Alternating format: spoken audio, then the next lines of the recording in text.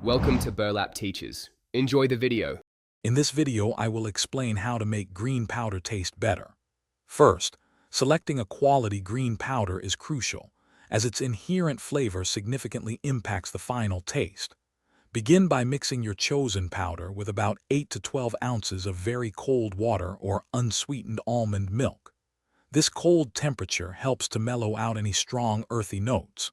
For best results, use a shaker bottle or a small blender to achieve a perfectly smooth consistency, avoiding any unpleasant clumps. To further improve the taste, consider adding natural sweeteners. A teaspoon of raw honey, maple syrup, or a few drops of stevia can make a big difference. For a fruitier approach, blend in half a ripe banana or about 1/4 cup of mixed berries, such as blueberries or raspberries. These additions not only provide natural sweetness, but also contribute beneficial nutrients and a more pleasant texture to your drink. Citrus and spices are excellent for masking strong green flavors. Squeeze in the juice of half a lemon or lime. The acidity cuts through bitterness and adds a refreshing zing. A small pinch of ground cinnamon or ginger can introduce a warm, aromatic complexity that complements the earthy notes.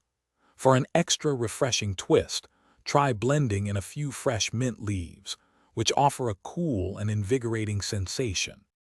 Finally, get creative with your combinations and pay attention to consistency. Try different liquid bases, such as coconut water for a subtle sweetness or even chilled green tea. Adding a tablespoon of healthy fats, like almond butter or half an avocado, can create a smoother, creamier texture and help with satiety. Experiment until you find your perfect blend and preferred thickness, making your daily green powder enjoyable and delicious. Thanks for watching. Consider subscribing if this video helped you.